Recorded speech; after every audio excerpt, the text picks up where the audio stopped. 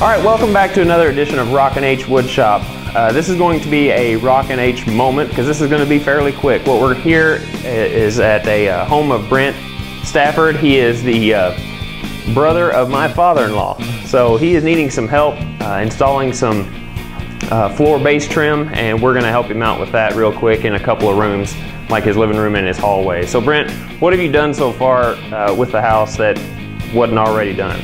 Well, we started by demolition. We took all the carpet out and got everything cleaned up, and then took the baseboards out and redone as many of those as we could, and then bought new ones for the living room. We'll use whatever we can salvage of the old ones for the hallway. We've gotten 8mm laminate Pergo installed in the living room and the hallway. That took a couple of days to do with the help of my brother, his father-in-law, let me hold in the bag. Anyway, he was gracious enough to come over to help me cut the new molding and show me how it goes together. Okay, well I must say it looks very good. I think you guys did a pretty good job, even though it took you how many days? 2 days. Just playing with you.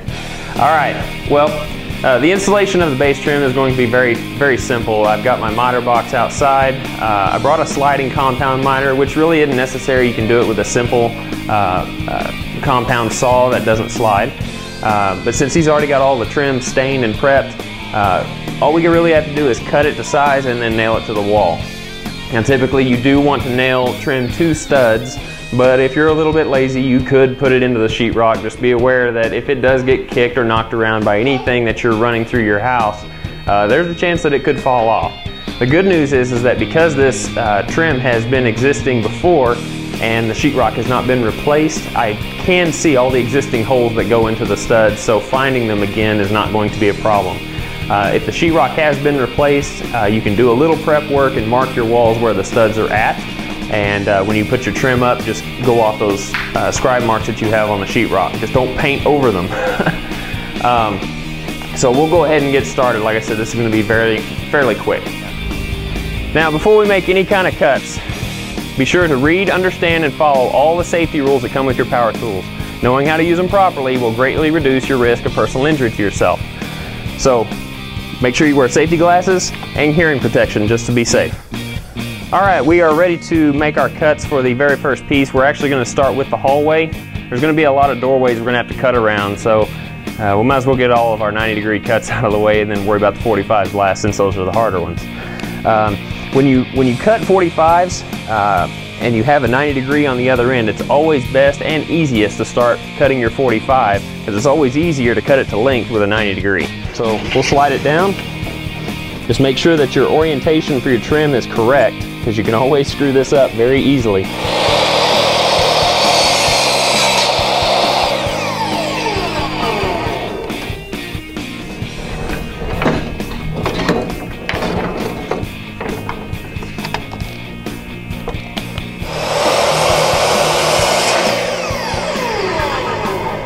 All right, we have got the base trim cut, and we have test fitted it to see how it's going to look, and it fits like a glove.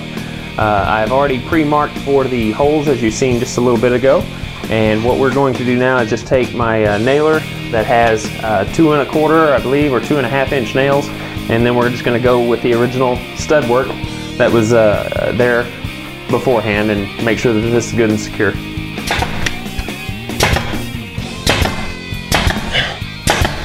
Just like that.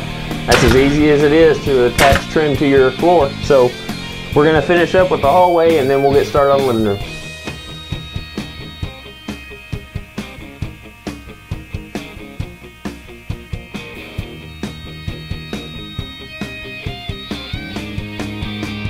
Okay, one quick little tip that kind of makes measuring your trim a lot easier to do. We had to do a scarf joint down here in the middle of the wall because this section is longer than what we have.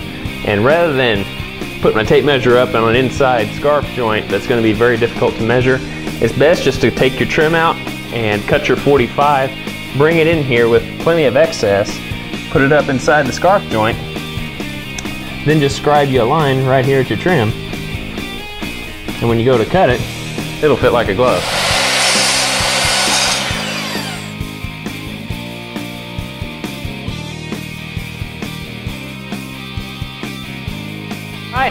We just finished the installation of the baseboard trim, and I just wanted to get Brent's reaction just to see what he thinks about it all.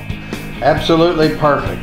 I love it. It's a totally different look. The Pergo looks good. The baseboard, I think, draws out the dark parts. I couldn't be more pleased. Yeah, I agree, and I think you've made a good choice on the flooring.